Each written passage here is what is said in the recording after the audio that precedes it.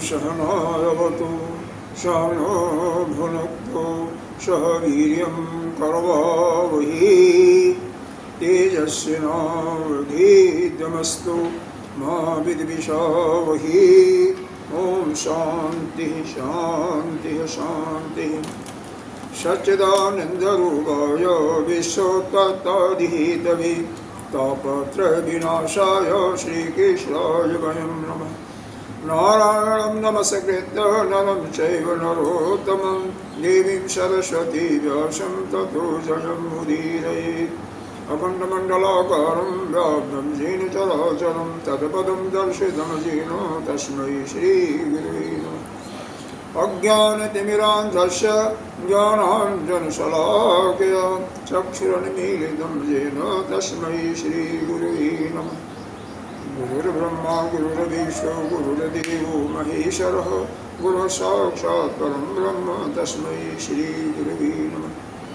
त्वमेव माता च पिता त्वमेव बन्धो च सखा त्वमेव विद्या द्रविणं त्वमेव सर्वं मम देवदेव।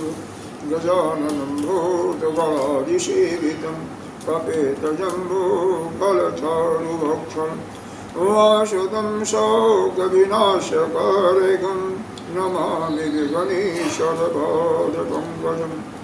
अनंत श्री विभूषित नित्य प्राप्त स्मरणीय वंदनीय श्री पूजनीय 1008 श्री पंचायती महानिर्वाणी अखाड़ा के वरिष्ठ शक्ति वरिष्ठ महामंडलेश्वर एवं उत्तर प्रदेश संत समाज के अध्यक्ष श्री शक्ति भगवान के चरणों में कोटि कोटि नमन बंदन।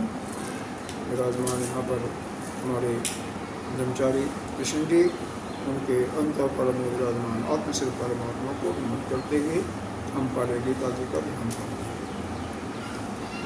ओम पार्थाय प्रतिबोधितां भगवता नारायणेन व्यासेन ग्रथितां पुराणमुनिना मध्ये महाभारतम् अद्वैतामृतवर्षिणीं भगवतीं अष्टादशाध्यायिनीं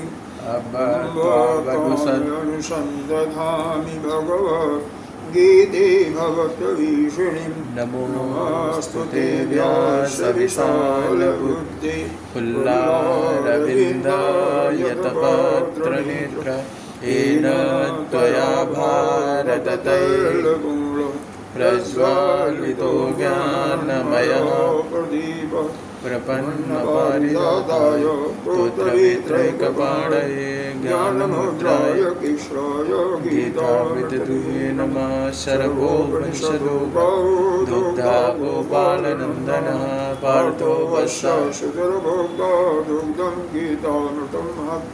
वसुदेवसुतं देवं कंसचारूरमर्दनं देवकी परमानन्दं कृष्णं वन्दे जगद्गुरुम्। भीष्मद्रोणतटा जयद्रथजला गान्धारनीलोत्पला शैलद्रावती कृपेण वहनी कर्णेन विलोकुला अस्वस्थामपि कर्णघोरं करो दुर्योधनावर्तनी सोऽतीराफलपाण्डवैरणनदीकवर्तकः केशव पाराशर्यवच सरोजममलं गीतार्थगन्धोत्कटम्। नानाख्यानकेशरं हरिकथा सम्बोधनबोधितं लोके सज्जनशतपदैरहरः पीयमानं मुदा भूयात् भारतपङ्कजं परिमलप्रशंसिनं श्रेयः। मूकं करोति वाचालं पङ्गुं लङ्घयते गिरिं यत्कृपातमां वन्दे परमानन्दमाधवम्। ब्रह्मा वरुणेन्द्ररुद्रमरुतस्तुवन्त्यदिव्यैस्तैः साङ्गप्रतिक्रमोपनिषदैः गायन्ति जनसानवं गानायवस्थिततद्गतेन मनसा पश्यन्ति यमयोगिनो यशान्तं निविदुषुरसुरगणा देवाय तस्मै नमः देवाय तस्मै नमः।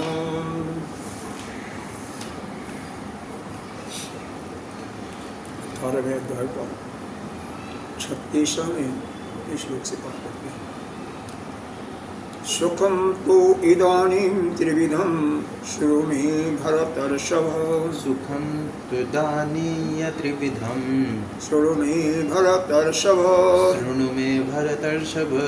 अभ्यासात् रमते यत्र अभ्यासाद्रमते यत्र दुःखान्तं च निगच्छति।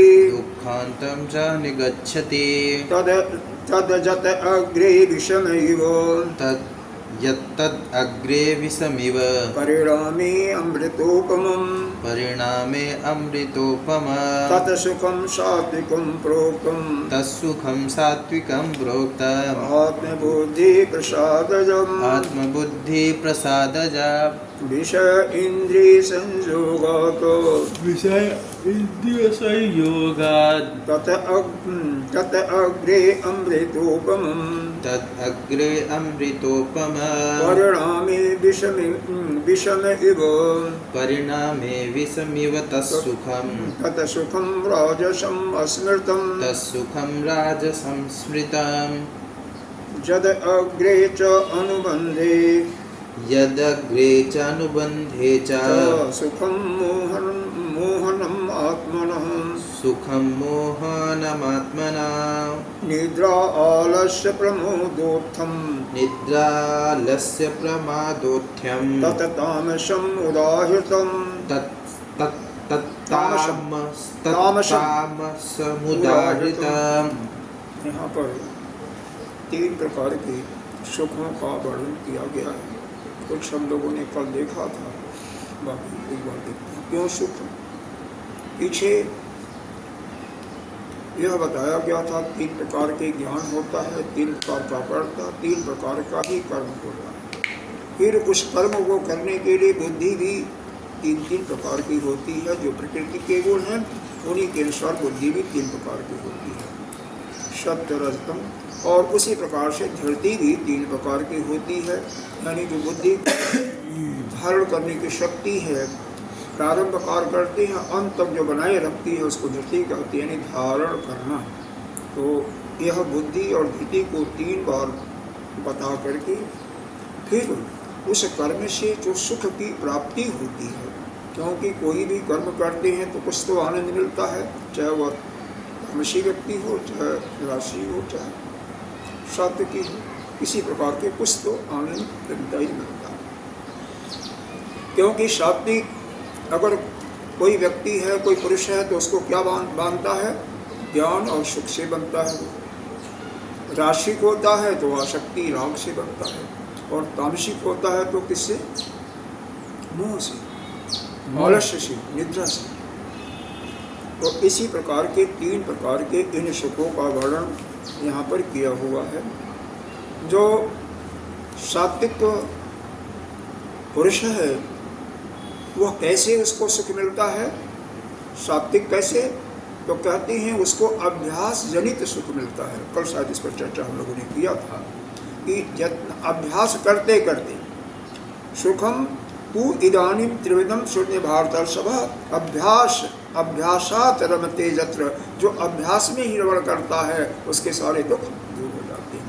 अभ्यास में रमण करने का मतलब अभ्यास तो सोने का भी लोग करते हैं, खेलने का भी करते हैं, दौड़ने का भी करते हैं, लेकिन यहाँ पर अभ्यास का तात्पर्य आपको सात्विक प्रवृत्ति का है। सात्विक प्रवृत्ति में आप पूजा ले सकते हैं, पूजा है, स्वाध्याय है, सत्संग है, संध्या बंदन है। तो इस प्रकार से इसमें जो रमण करता है उससे जो सुख प्राप्त होता है उसी सुख को हम सात्विक सुख कहते हैं। इस सात्विक सुख से परिणाम क्या होता है? जो उस पुरुष के दुख होते हैं उसका उपशम हो जाता है, यानी दुख नष्ट हो जाता है और वह आनंद में अपना जीवन व्यतीत करता है। अब आगे इसका थोड़ा सा वर्णन किया है कि यह कैसा होता है यह सुख। कह रहे हैं जत तत् अग्रे।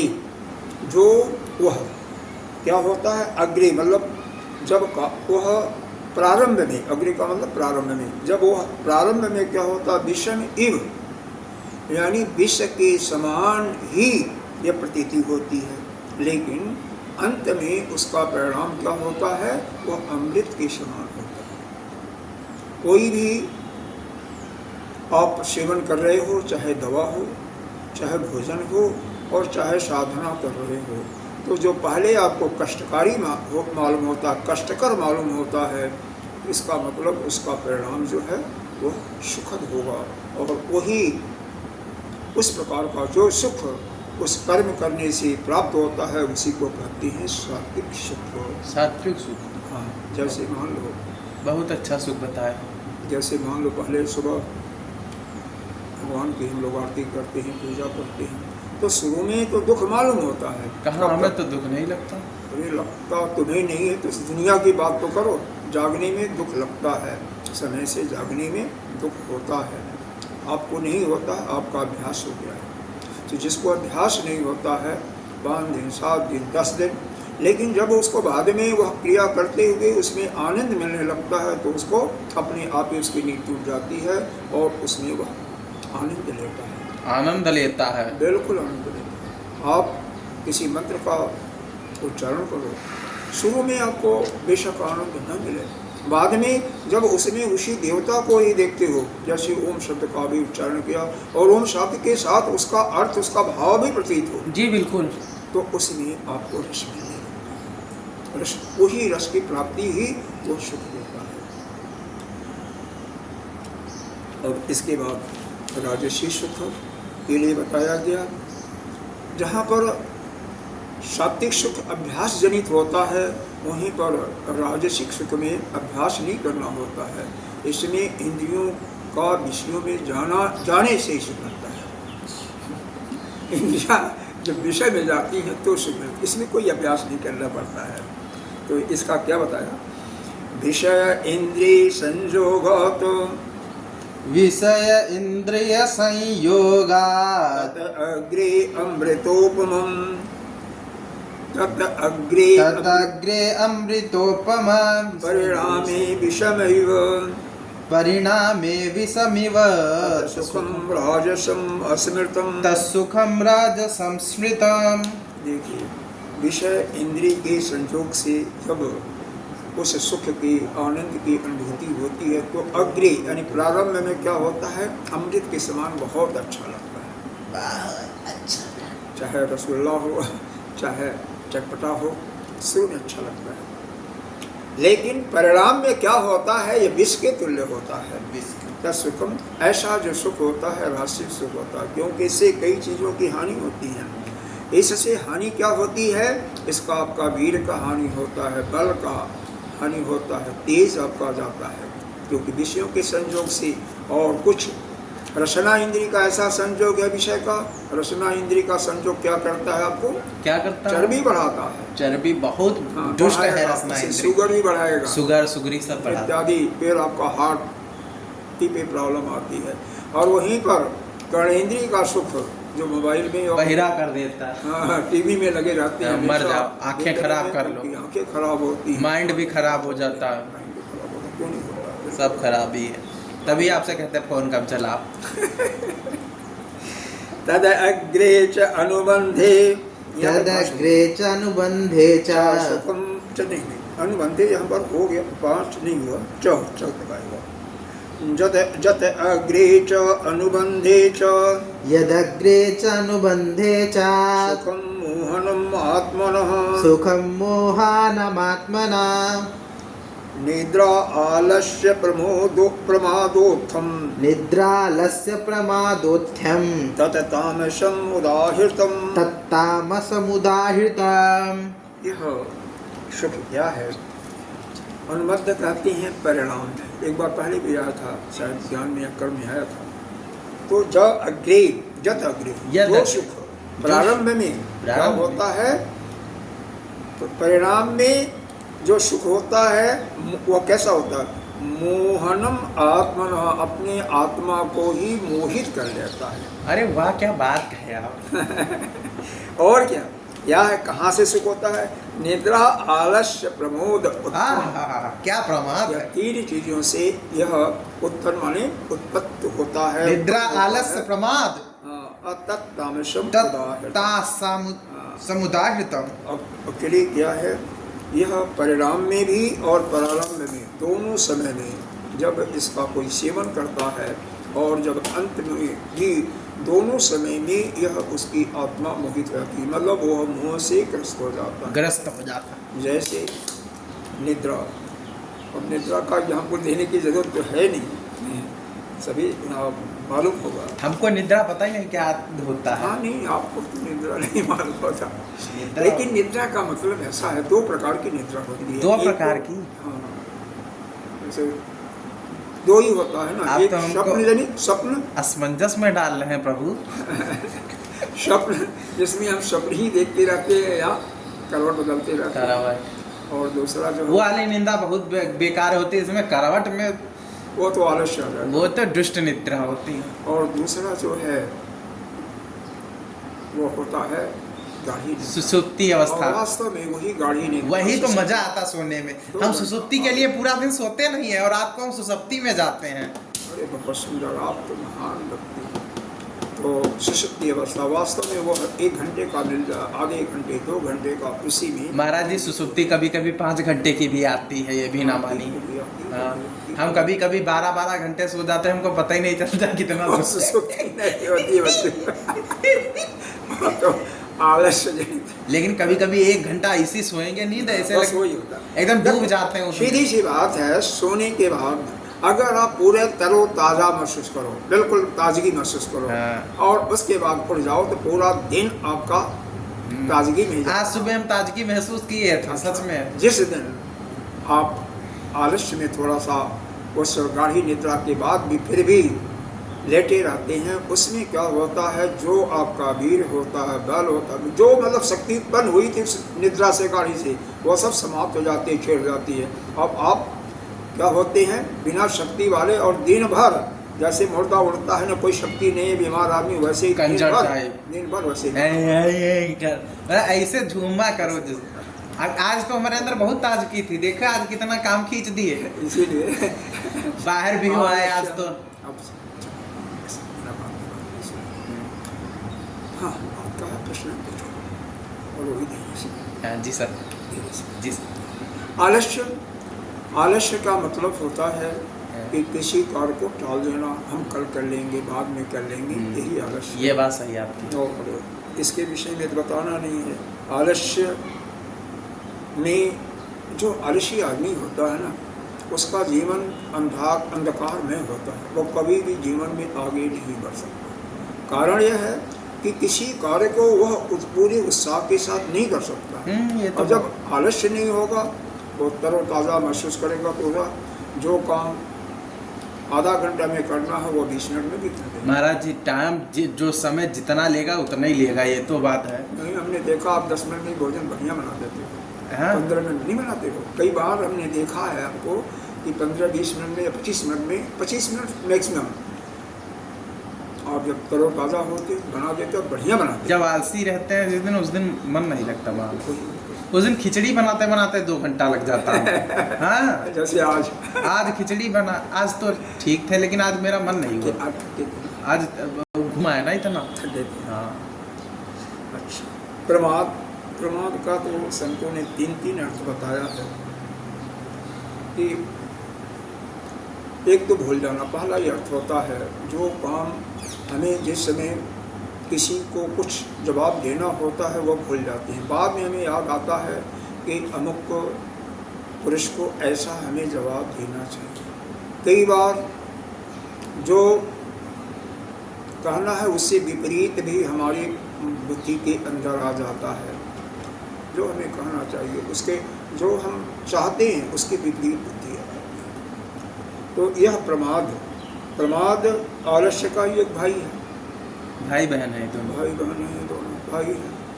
ये प्रमाद भी हमें आगे बढ़ने में रोकता है। सबसे आगे अभी वर्णन आएगा आलसी और प्रमादी तो नहीं सक्सेस होगा, लेकिन आलसी यह जो नौकरी होता है उसमें वो नौकरियों में आ जाते हैं। और लेकिन वहाँ पर भी अगर सरकारी नौकरी है चल जाएगा कुछ दिन तक, प्राइवेट होगा तो नहीं चलने पाएंगे। क्योंकि सबसे खराब नौकरी को बताया गया उत्तम, खेती, मध्यम, बान, निषिद्ध नहीं, उसमें बताया गया है घाव की कहावत जो है भीख को सबसे निम्न श्रेणी का माना गया है। उत्तम खेती, मध्यम बान, निषिद्ध चाकरी, एक निधन। आजकल थोड़ा सा उल्टा हो गया, मतलब सबसे सुंदर क्या है खेती, एक घाव की प्राचीन जो कहावत है। मध्यम व्यापार को, बान का मतलब व्यापार, तीसरे नंबर पर नौकरी और चौथे नंबर पर जो भीख मांगते रहते हैं सड़कों पर, स्टेशनों पर, ट्रेनों में इत्यादि। आजकल क्या है, नौकरी को प्रथम मानते हैं, नहीं मानते हैं। नौकरी निश्चित रूप से युवा लोग नौकरी को ही प्राथमिकता देते हैं। बहुत कम है जो कि बिजनेस के घर वाले जो शुरू से बचपन में लग गए वही करते हैं, नहीं तो नहीं करते हैं। और तीसरे नंबर पर क्या होता है, खेती करते हैं। और भिक्षा तो आजकल भी चौथे स्थान पर ही है, क्योंकि भिखारी को कोई अच्छे दृष्टि से नहीं देखता है, उसको हेय दृष्टि यानी घृणा दृष्टि से ही लोग देखते हैं। उसमें उन भिक्षा मांगने वालों को नहीं कहा जा रहा है कि सन्यासियों के लिए, ब्रह्मचारियों के लिए नहीं कहा जा रहा है, उनको कहा जा रहा है जो ट्रेन में बैठ जाते हैं, गाड़ी चल रही है उसके सामने आ जाते हैं, ऐसे मैले कुचैले कपड़े पहने हुए ऐसे लोगों को उनको भिक्षुक कहा है। बाकी जो भिक्षा जो अपने स्वभाव में, अपने स्वरूप में रमण करते हैं और केवल अपने क्षुधा को शांत करने के लिए भिक्षा मांगते हैं, और वो भी लिमिट में 5 घर से ज़्यादा नहीं उनको आ गया है, तो उनको उस श्रेणी में नहीं रखा जाता। उनका तो क्योंकि वही उनको आदेश ही दिया गया कि जीवन चलाने के लिए, जो पेट को भरने के लिए, इसकी क्षुधा की तृप्ति के लिए भिक्षा के अलावा और कोई आपके पास रास्ता नहीं है, क्योंकि उनको अग्नि से भी वंचित किया जाता है। आजकल चलते हैं, चलाते वो बात अलग है, लेकिन सन्यासियों को अग्नि ने इसलिए तो हम लोग को बंद किया जाता है। कुछ अखाड़े में है, लेकिन हम लोगों को तो नियमता पूछा जाए तो वहाँ पर, लेकिन मजबूरी में सब करना पड़ता है, करते हैं। तो इस प्रकार से यह निद्रा, आलस्य और प्रमाद से जो सुख मिलता है थोड़ा बहुत, उसको क्या कहते हैं, तामसिक सुख। यह कहीं भी सक्सेसफुल नहीं होते हैं। आलसी व्यक्ति कहीं भी जीवन में यह आगे नहीं बढ़ पाता है, केवल घसीटते पसीटते अपने जीवन को बिताता है। और जो शुरू में बताया गया, आपका अभ्यासी किसी भी चीज़ का अभ्यास करने वाला है, जैसे ही नींद खुली वैसे तैयार हो जाता है, वैसे वह आदमी जो है जीवन में आगे ही बढ़ता है। हमने ये शिक्षा ली थी, आज के करीब 74-75 की बात होगी, और से बहुत साल पहले, करीब 50 साल। हमारे जहाँ पर हम दिल्ली में रहते थे, वहीं पर एक हरियाणा का एक जोक रहता था। जोक नहीं था, वृद्धा था, 60 साल का, रिटायर हो चुका था, मिलिट्री से था, मिलिट्री से था, लेकिन इतनी ताजगी उसके अंदर थी।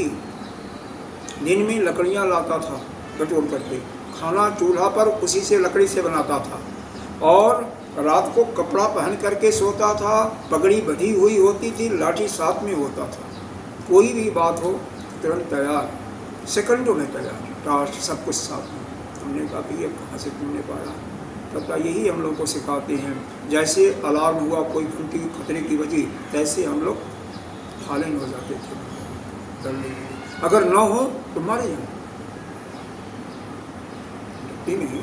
अगर सो रहा है, मान लीजिए कोई उनका, वो क्या कहते हैं उसको, टेंट लगा हुआ है, उनका अपना टेम्पोरी बनाते हैं ना, और बॉर्डर पर हैं, और यह आभास हुआ जो एक आगे दस्ता घूमता है, और मालूम हुआ कि शत्रु आक्रमण करने वाले हैं, अगर वह संकेत देता है, उस संकेत को पा करके जो तैयार नहीं होता है उन्हें मारा जाता है, इसलिए तुरंत मालूम होती है। उसकी आदत उस समय भी, जब रिटायर हुए कई साल हो गया था, इतना था, 100 एकड़ उसके पास ज़मीन था।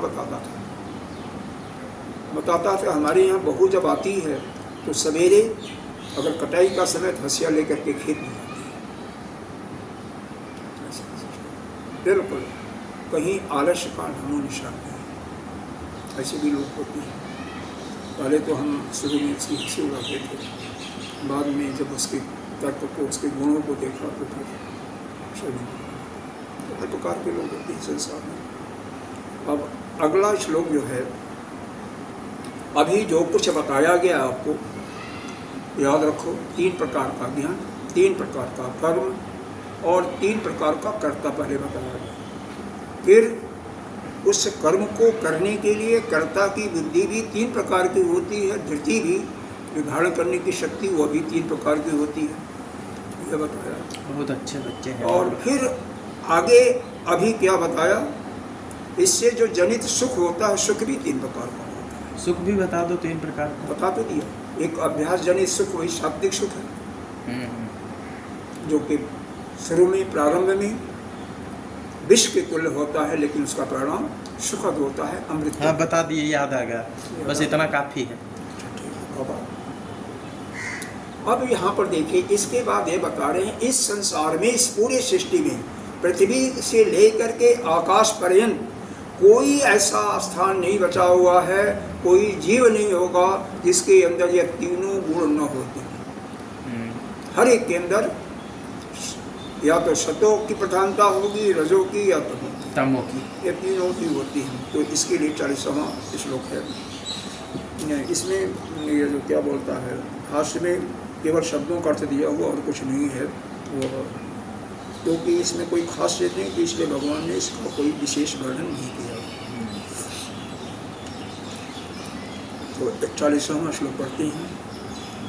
न तदस्ति पृथिव्यां वा, न तदस्ति पृथिव्यां वा, दिवि देवेषु वा पुनः, दिवि देवेषु वा पुनः, सत्त्वं प्रकृतिजैः मुक्तं, सत्त्वं प्रकृतिजैर्मुक्तं, यदेभिः शास्त्रिभिः गुणैः, यदेभिः शास्त्रिभिर्गुणैः।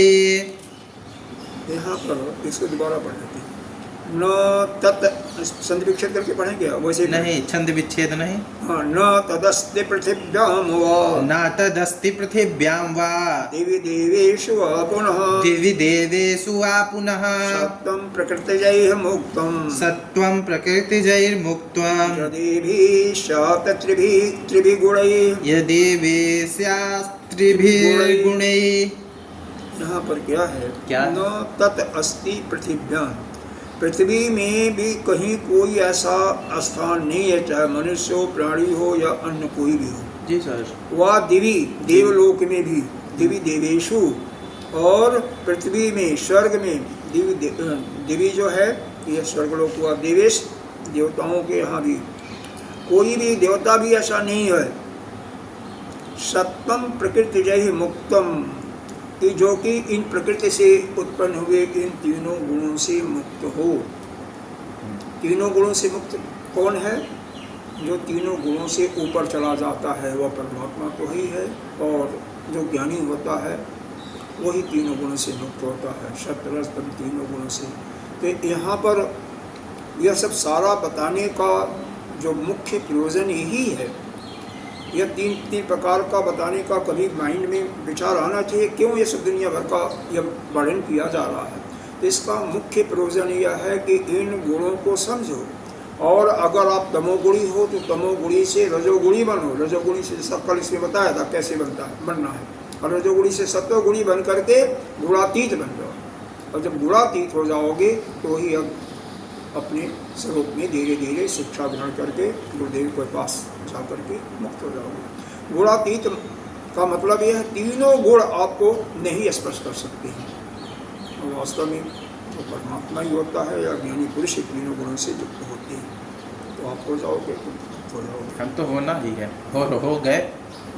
अब तो उसी के लिए बता रहा है कि न तत् अस्ति पृथिव्यां, पृथ्वी में, दिवी यह जो सर्वलोक है, देवेश, और न कोई देवता ऐसा है कि जो कि इन पृथ्वी के तीनों गुणों से मुक्त हों। कौन कौन से? सत्तम प्रकृतिजैः मुक्तम, यदेभिः स्यात् त्रिभिः गुणैः। फिर तीनों गुणों से, चाहे सत्व, रज और तम, प्रकृति के जो तीनों गुण हैं, इन्हीं से कोई रहित नहीं है, सबके साथ कोई न कोई गुण उनके अंदर होता है। यहाँ भी भाष्य केवल शब्दों का अर्थ बताया है। अब जैसे सत्तादि का मुक्तम परित्यक्तम जत स्यात् का भवेत न जद अस्ति तत्पूर्ण संबंध, मतलब कोई अन्य चीज़ें नहीं बताया गया है, सीधा साधा अर्थ है। यह तीन प्रकृति के जो गुण हैं, यह जो भी प्राणी है, चाहे वह पृथ्वी लोक में है, चाहे देवलोक में, चाहे स्वर्गलोक में, सभी किसी न किसी गुण से ही युक्त हैं। और जो चाहता है इस गुणों से ऊपर जाना, उसी का कल्याण वही मुक्त होता, वही ज्ञान प्राप्त करके मुक्त होता है। अब इसकी संगति देते हैं आगे के जो शुरू करते हैं, थोड़ा सा भाष्य इसको पढ़ते हैं। इसका भाष्य तो केवल शब्दों का अर्थ है, आगे संगति का भाष्य देखिए। सर्वः संसारः क्रियाकारक फल लक्षण सत्तरज तमो गुणात्मकः अविद्या परिकल्पतः समूलः अनर्थम उक्तो वृक्ष रूप कल्पन्या च ऊर्ध्वमूलम इत्यादि न कह रहे हैं। जैसा कि गीता जी के 15वें अध्याय में, इसी गीता में 15वें अध्याय में बताया गया, पहला ही श्लोक क्या है, ऊर्ध्वमूलम अदाशाकम अस्वस्थम प्राहुरभ्यम। उस श्लोक का दृष्टांत देते हुए बता रहे हैं कि यह संसार में इसमें क्या होता है, क्रिया होता है। अगर कोई क्रिया हो रही है तो उसका कोई कारक होगा जिसके द्वारा वह कर्म किया जा रहा होगा, और क्या है, उस का फल भी होगा।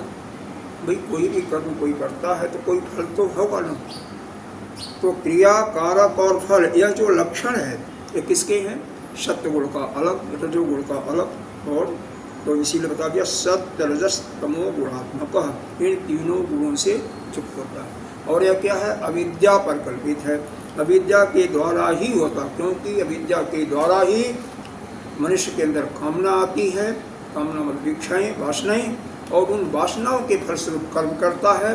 तो कर्म जब कोई करेगा उसके लिए क्रिया होगी, तो कर्म किया जाता उसी को क्रिया कहते हैं। और क्रिया करने के लिए कारक की सहायक या जैसे 3 प्रकार के कारक बताए गए हैं ना, याद है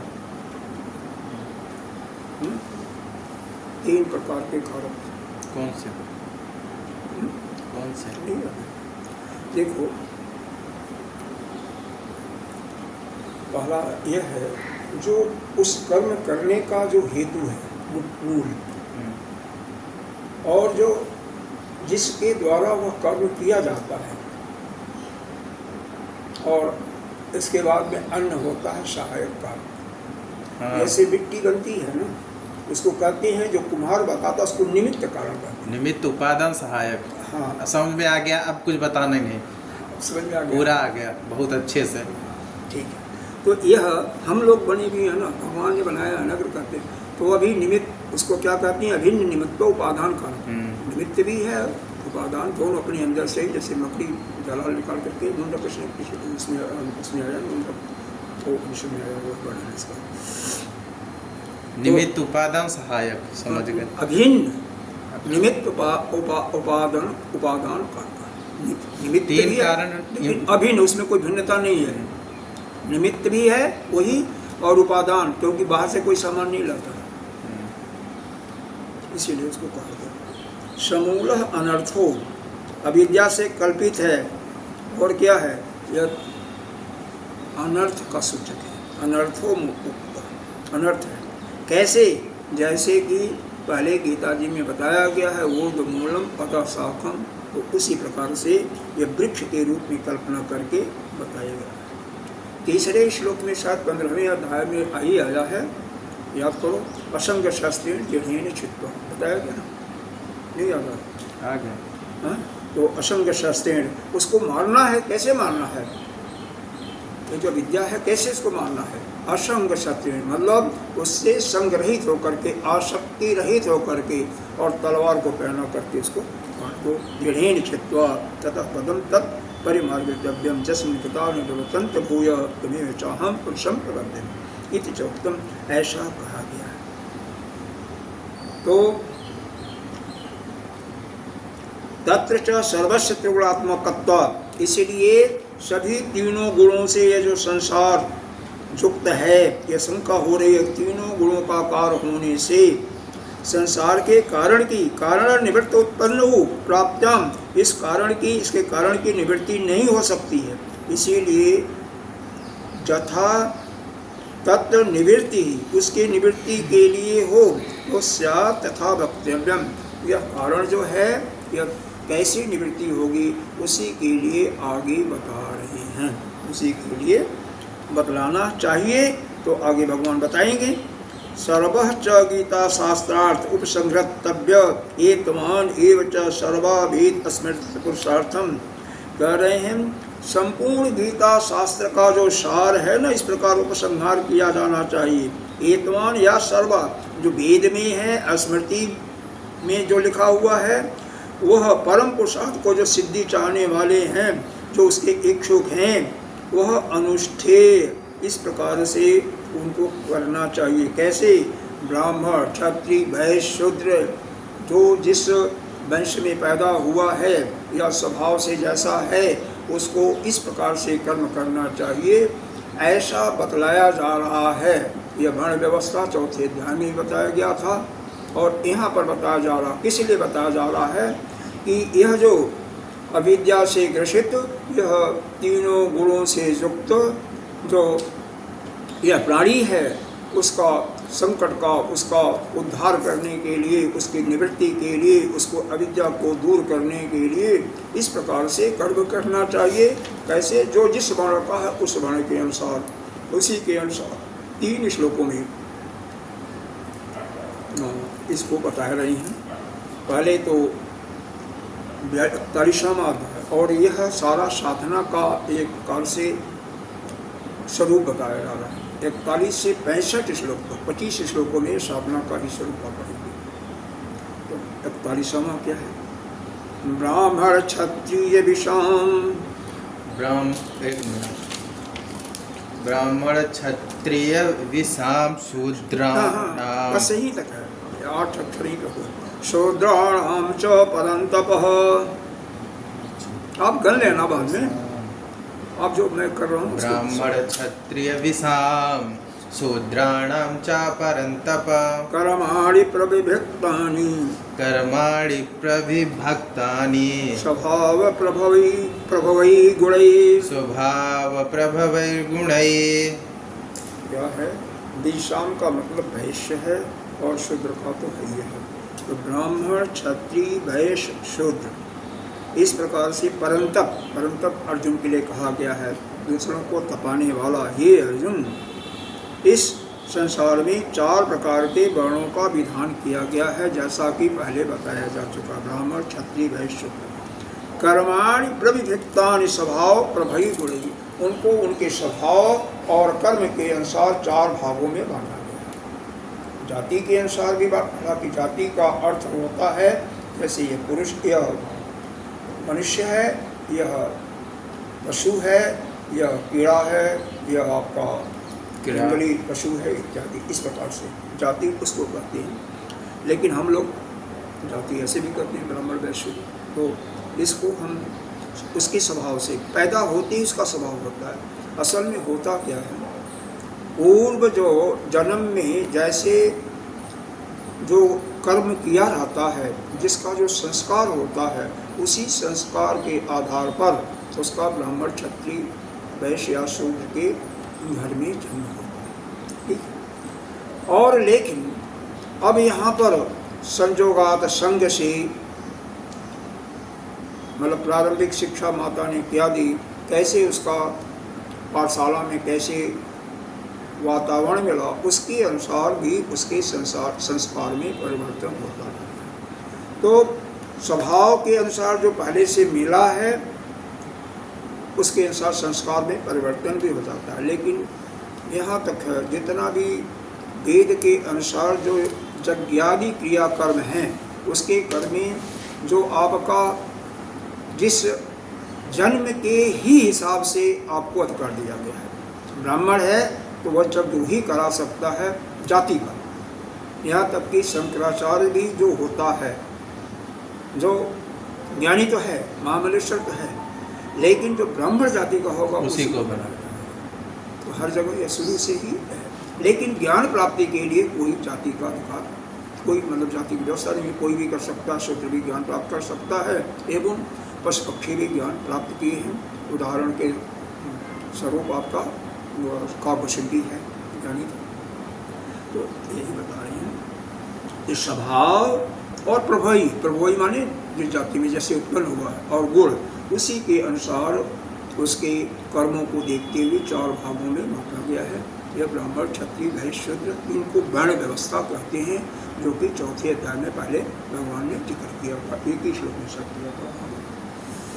और इसका भाष्य देखिए, ब्राह्मणः च क्षत्रियः च विषः च ब्राह्मण क्षत्रिय विष तेषां ब्राह्मण क्षत्रिय विषां शूद्राणां च शूद्राणां असमासकरणम् एक जातित्वे सति भेदे अनधिकारात्।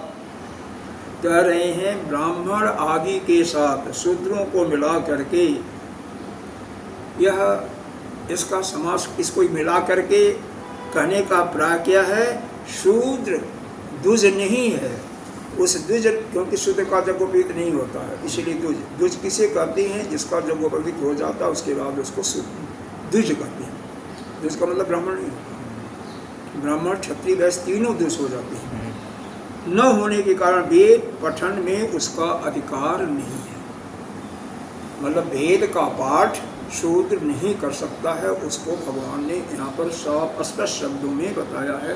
आपके और भी जगह बताया गया है, आपके श्रुति में भी बताया गया है कि वह अधिकार केवल जिस वर्ण को दिया गया है उसी का अधिकार है, जाति के अनुसार ही है। अब यहाँ पर वैसे जो यह वर्ण व्यवस्था की गई है उसका अभिप्राय जैसे आजकल नेता लोग लगाते हैं या समाज में लगाया जाता है, वह बांटना नहीं था समाज को। इस शरीर के अंदर ही हमारे चारों व्यवस्थाएं हैं, चारों प्रकार के वर्ण हैं। जब हम कभी, क्योंकि यह क्या है ब्राह्मण, यह हाथ क्या है क्षत्रिय, यह क्या है यह वैश्य और पैर शूद्र, यही है। जब हम किसी चीज़ पर चिंतन करते हैं, स्वाध्याय कर रहे हैं, सत्संग सुन रहे हैं या कर रहे हैं वक्ता के रूप में, तो हम ब्राह्मण हैं। और जब हम देश की रक्षा कर रहे हैं, समाज की रक्षा कर रहे हैं, तो उस समय हम क्षत्रिय हैं। और जिस समय हम खेती कर रहे हैं, गोरक्षण कर रहे हैं, जैसे भगवान भी करते थे, तो उस समय वो वैश्य हैं। 3 काम दिया वहाँ पर, गोरक्षण, खेती, गोरक्षण, व्यापार और एक 3 ही काम, खेती, व्यवसाय और गोरक्षण, यह वैश्य का काम आगे आएगा। तो भगवान उसमें से गोरक्षण को ही चुना था और गोरक्षण करते थे, गौओं की सेवा। तो यहाँ पर जब हम खेती करते हैं, व्यवसाय करते हैं या गौ की सेवा करते हैं, तो हम वैश्य बन जाते हैं। अब दिन में मान लो गांव में तो ये सारे काम होते हैं, एक चाहे वह ब्राह्मण जाति का है और चाहे क्षत्रिय जाति का, देखा गया है। वैश्य जाति का भी मंदिर में जाकर के आधा घंटा 1 घंटा, जो तो सभी तो नहीं लेकिन कुछ लोग करते हैं, तो उस समय वह ब्राह्मण होते हैं। और जब किसी से किसी की रक्षा करते हैं तो वो क्षत्रिय हो गए। और जब यह तीनों प्रकार के कर्म करते थे, चाहे खेती का काम, चाहे गौ की सेवा का काम या व्यापार का काम, तो वह वैश्य बन गए। और जब सबकी सेवा करते थे किसी की, तो उस समय नौकरी करने वाले भी शूद्र ही माने जाते हैं। क्यों नौकरी करने वाले शूद्र क्यों माने जाते हैं, आगे आएगा। क्यों माने जाते हैं? क्योंकि वह नौकरी में मतलब सेवा ही करनी होती है ना। शूद्र का मतलब दूसरों की तो सेवा। जितने नौकरी करते हैं, जितने ऑफिसर हैं, सब शूद्र हैं। बिल्कुल, यहाँ के अनुसार शूद्र ही हैं, शास्त्र के हिसाब से, चाहे जितना बड़ा लेकिन ऑफिसर। आजकल उनकी महत्ता है, वह बात अलग है, समय के अनुसार उनकी महत्ता है। और जो ये आर्मी वगैरह में है, सब क्षत्रिय माने जाएंगे फिर? बिल्कुल माने जाते हैं, क्षत्रिय माने जाते हैं। ये कर्म के अनुसार क्षत्रिय हो गए, क्षत्रिय इनका काम है, क्षत्रिय।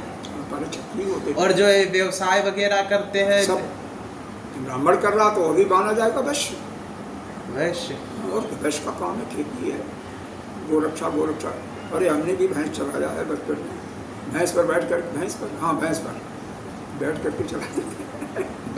हम भी भैंस पे बैठ लेते थे। पहले बैठते, अब नहीं, अब तो डर लगेगा। पहले नहीं बैठते, पहले तो बहुत, पहले बस लिए थे। पहले तो चंट थे आप, अब सीधे हो गए। हम भी पहले बहुत चंट थे। बचपन में सब लोग रहते हैं थोड़ा नटखट। ठीक है, जैसा भी कृष्ण कन्हैया जिनका कल जन्मदिन था, वो कितने बदमाश थे बचपन में। चलो ठीक है। एक गोपी दूसरी गोपी को मार के आ जाते थे, चोटियां बांध देते थे, ग्वाल बालों को दूसरे के घर में पूरा डाका डलवा देते थे। चलो आगे चलो। केनो, किसके द्वारा कह रहे हैं, किसके द्वारा? ये स्वभाव वगैरह कैसे होता है, किसके द्वारा होता है? कहते हैं स्वभाव प्रभोई। यह स्वभाव किसके द्वारा विभक्त किया जा रहा है? तो बता रहे हैं स्वभाव से उत्पन्न हुआ जो गुण होता है ईश्वर से प्रकृति, उनके द्वारा। स्वभाव का मतलब है ईश्वर की जो प्रकृति है। यह प्रकृति क्या है? 3 गुणों से युक्त है। यह माया इसी को कहते हैं, माया से ही उत्पन्न हुई है। जेषाम गुणानाम ते स्वभाव प्रभाव, यही है उसी का उत्पन्न का कारण क्या है? उस माया के द्वारा ही तीनों गुणों की उत्पत्ति होती है, उसकी स्वभाव की उत्पत्ति होती है। अब यहाँ पर सम आदि कर्म, यह जो ब्राह्मणों के सबसे ज़्यादा कर्म दिए गए हैं, आगे उसका वर्णन करेंगे। यहाँ पर 3 कर्मों का, 2 कर्मों का सम आदि। तो सम आदि के का मतलब हो गया दम, सम हो गया, दम हो गया, तप हो गया, दान हो गया, या ऐश्वर्य हो गया, सारे काम, व्यापार हो गया, सेवा हो गया, सारे काम आ जाएंगे। शुरू से लेकर के अंत तक जितने गोरक्षण व्यापार सब आ गया। ब्राह्मण से लेकर के शूद्र तक का जो सारा काम यहाँ पर बता रहे हैं। जेषाम, अच्छा, सम आदि कर्माण प्रदत्तानि ब्राह्मण आदि नाम। तो कुछ ब्राह्मण को दिए गए, क्षत्रिय को, वैश्य को और शूद्र को अलग अलग कर्म बांटे गए। अथवा ऐसे इसको समझो कि ब्राह्मण स्वभाव सत्य गुण प्रभव कारण। ब्राह्मण का जो स्वभाव है क्या है? सत्य गुण का कारक है, मतलब उसके अंदर सत्य गुण की उत्पत्ति होती है। जब बच्चा पैदा होता है ब्राह्मण कुल में, तभी उसको सत्वगुणी होता है, और पिछले सत्वगुण के आधार पर ही वो सत्वगुणी होता है। तथा क्षत्रिय स्वभाव क्या है? सत्व उपसर्जम रज प्रभव। उसमें क्षत्रिय में सत्वगुण कम होता है, रजोगुण ज्यादा होता है, रजोगुण ज्यादा होता है। वैश्य स्वभावश्य, वैश्य के स्वभाव में क्या होता है? तम गौड़ होता है और रज मुख्य होता है। शूद्र के स्वभाव में रज कम होता है, गौड़ होता है, और तम अधिक होता है, मुख्य होता है। प्रशांति ऐश्वर्य महामूढ़ता स्वभाव दर्शना चतुर्णाम। इस प्रकार से ऐश्वर्य, चेष्टा और मूर्ता यह अलग अलग स्वभाव के अनुसार देखे जाती हैं। अलग अलग स्वभाव मनुष्य, किसी भी मनुष्य के समझाने देखे चारों गुण अलग अलग होते हैं। 4 बच्चों को इकट्ठा कर लो, 15-20 बच्चों को, चारों गुण किसी में होते हैं। किसी में एक की प्रधानता, किसी में दूसरे की, किसी में तीसरे की। अथवा ऐसा कीजिए, इसको ऐसे समझिए कि जन्मांतर कृत संस्कार, ये पहले बता दिया था, जो पूर्व जन्मों में किए हुए संस्कार हैं। प्राणी नाम वर्तमान जन्मन स्वकार अभिमुखेतेन व्यक्त। उन प्राणियों के जन्म में पहले कर्म किए हुए हैं, उनके संस्कार जो है इस वर्तमान जन्म में व्यक्त होती हैं। उनका जो नाम स्वभाव है प्रभो जेषां गुणानाम ते स्वभाव, उन्हीं गुणों को उत्पत्ति का कारण है। वह क्या है? स्वभाव प्रभाव गुण है। तो मतलब 2 चीज़ें यहाँ पर बताई गई। एक तो यह है कि जो पिछले जन्म में हमने कर्म किए हुए हैं, उसी कर्म के अनुसार हमारे संस्कार बनते हैं, और वही संस्कार जैसा होता है, जैसे ब्राह्मण का संस्कार होता है, हम ब्राह्मण के घर में जन्म लेते हैं, क्षत्रिय का तो क्षत्रिय के घर में, वैश्य का वैश्य के घर में, शूद्र का शूद्र के घर में। इस प्रकार से जन्म होता है। और दूसरा चीज़ क्या बताया गया? यह जो प्रकृति के गुण हैं उनके अनुसार, यानी जैसा वातावरण मिलता है, जैसे गुणों में वृद्धि होती है, उसके अनुसार हमारे गुणों में परिवर्तन भी हो जाता है। आगे गुण प्रादुर्भावस्य निष्कारण त्वा अनुपत्ति, यानी बिना गुणों के उत्पन्न हुए किसी का कारण नहीं बनता है। इसीलिए स्वभाव कारणम इति, स्वभाव ही इन गुणों की उत्पत्ति का कारण है। कारण विशेष उपादानम, इसमें स्वभाव जो है, जो बालक का स्वभाव है वही इस गुण की उत्पत्ति का कारण है। जैसा उसका स्वभाव है, स्वभाव कैसे होगा? संस्कार के कारण से होगा। तो जैसा उसका संस्कार है उसी के अनुसार उसमें गुण की उत्पत्ति भी होती है। एवं स्वभाव प्रभवी, इस प्रकार से स्वभाव से उत्पन्न हुए, प्रकृति से उत्पन्न यह कौन है? सत्य रज तमो भी, सत्य रज तम और तीनों गुण स्वकार्य अनुरूपेण सम आदान कर्माणि भक्तानि। तो यह जो प्रकृति के तीनों गुण हैं, सत्य रज तम, जैसा जिसमें अधिक होगा, मुख्य होगा, गौण होगा, उसी के अनुसार इन चारों जो वर्ण हैं उनमें उनको अलग अलग भागों में बांटा गया है।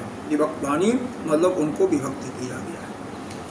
अब यहाँ पर एक प्रश्न है, ननु शास्त्र प्रभक्तानि शास्त्रेण विहितानि ब्राह्मण आदीनां समादीन कर्माणि कथम उच्यते सत्य आदि गुण प्रदत्तानि इति। ब्राह्मण आदि के जो वर्ण हैं, ब्राह्मण जो वर्ण हैं, ब्राह्मण या आदि मतलब चारों वर्णों के, यह जो सम आदि कर्म जो शास्त्र द्वारा बताए जा रहे हैं, विभक्त किए गए हैं, शास्त्र जो निश्चित किया है, फिर यह कैसे कहा जाता है कि ये सत्वाद तीनों गुण द्वारा विभक्त किए गए हैं? जब एक बार इसने प्रश्न अच्छा है कि जब एक बार आप यह बता रहे हो कि शास्त्र ने यह तीनों गुणों के आधार पर चार वर्णों की व्यवस्था की गई है, यही है ना, जिसके अंदर सत्य की प्रमुखता, ब्राह्मण रजोगुण की प्रधानता, तो क्षत्रिय तमोगुण, फिर रजोगुण की प्रधानता, तमोगुण की गौणता तो वो वैश्य, और तमोगुण की प्रधानता, रजोगुण गौण तो शूद्र। तो यह शास्त्र द्वारा जब मनोनीत किया गया है तो यह कैसे कर रहे हो? यह तीनों गुणों द्वारा विभक्त किए जाते हैं। तो प्रकृति के गुण का क्या मतलब? वो तो शास्त्र ने पहले ही व्यक्त कर दिया। तो इस शास्त्र ने पहले बता दिया कि ऐसा होगा तो ऐसे ऐसे बांटा जाएगा, तो फिर प्रकृति के गुण का चर्चा क्यों कर रहे हो? तो इसके लिए बता रहे हैं, न एष दोषः, इसमें कोई दोष नहीं है। शास्त्रेण अपि, क्योंकि शास्त्र द्वारा भी ब्राह्मण आदि नाम सप्तादि गुण विशेष अपेक्षा एवं सम आदीन कर्माणि प्रवक्तानि, मतलब ब्राह्मण और आदि वर्णों के जो उनके जो सत्य गुण भेदों की अपेक्षा से ही उनको विभक्त किया गया है, उनको जाति वर्ण में बांटा गया है। जिन गुणों की अपेक्षा से नहीं है तो शास्त्र विभक्तानि अब कर्माणि गुण विभक्तानि को चर्चते। तो शास्त्र द्वारा जो कर्म विभक्त किए हुए हैं, शास्त्र ने जैसे चार वर्णों की व्यवस्था के गुण अलग अलग बताए गए हैं, वैसे ही उसको हम गुण के आधार पर, प्रकृति के आधार पर कहते हैं, तो इसमें कोई दोष नहीं है। चाहे आप गुणों के आधार पर कहो कि शास्त्र ने ऐसा कहा है तो इस प्रकार से बांटा गया, तो दोनों एक ही हैं। आप गुण द्वारा उनको अलग अलग कहो या शास्त्र ने जैसे बांटा गया वैसे कहो, इसमें कोई दोष नहीं है। कानि पुनः तानि कर्माणि इति उच्यते, इसी को पुनः बतलाया जा रहा है। एक श्लोक पढ़ लीजिए, समय है ना। समो दमः तपः शौचम, समो दमस्तपः शौचम, क्षान्ति आर्जवम् एव च, क्षान्तिरार्जवमेव च, ज्ञानं विज्ञानम् आस्तिक्यम्, ज्ञानं विज्ञानमास्तिक्यं, ब्रह्म कर्म स्वभावजम्, ब्रह्म कर्म स्वभावजम्। अब देखो इसका मतलब क्या है। यह ब्राह्मण के कर्तव्य का निरूपण किया गया है एक श्लोक में। सबसे ज़्यादा कर्म ब्राह्मणों का है। क्या है? सम, पाला है सम। सम का मतलब जिसका मन उसके अधीन हो। ब्राह्मण उसको कहते हैं जिसका सम, जिसका मन उसके कंट्रोल में है, दम, उसकी इंद्रियां भी कंट्रोल में है, और वह तप भी करता है। मतलब तप का मतलब क्या हुआ है? शारीरिक। यहाँ पर तप का अर्थ दिया शरीर को कष्ट देना। तो शरीर को, हालांकि इसमें विवाद है, लेकिन यहाँ पर जो दिया है शरीर आदि को, जैसे हम पूजा कर रहे हैं, ध्यान कर रहे हैं, तो शरीर को कष्ट होगा ना कुछ, तो उसको सहना। जैसे ध्यान में बैठे हुए हैं घंटा, तो शरीर को तो कुछ कष्ट होता है। पूजा ही कर रहे हो, समय से करना है, तो कुछ तो कष्ट होता है ना, बाकी काम छोड़ के करते हैं ना। तो इस कष्ट को सहने का नाम ही है तपस्या, इसी को तपस्या कहते हैं। मतलब सहन करना, तितिक्षा क्या कहा गया है? श्रम दम का पालन करने के लिए जो हम कष्ट सहते हैं उसको सहना ही तितिक्षा है। तो वही यहाँ पर उसको तप के रूप में बताया जा रहा है। शरीर का जो शरीर के द्वारा जो हम तपस्या करते हैं, जो त्याग करते हैं, उसी को हम तपस्या। शौचम व्याख्यातम, शौच का मतलब क्या है? बाहर से तो स्वच्छ रहना, अंदर से भी राग देश आदि जो काम छह विकार हैं, उन विकारों से जो मुक्त रहता है उसी को कहते हैं शौच का पालन। ये तो मेरे ख्याल से समझ रहे होंगे आसानी से। ज्ञान, ज्ञान का मतलब समझ रहे हो क्या? तो ज्ञान का मतलब यही अद्वैत, क्या बस यही है ना ब्रह्म ज्ञान?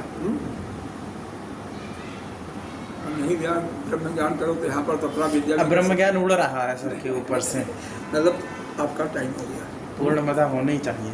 चलो इसका अर्थ बता दो पूरा। अच्छा ठीक है, बहुत सुंदर। अब विज्ञान आइए। विज्ञान का मतलब क्या होता है?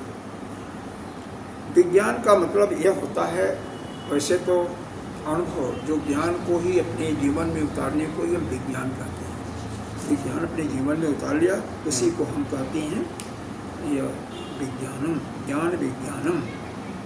और क्या है?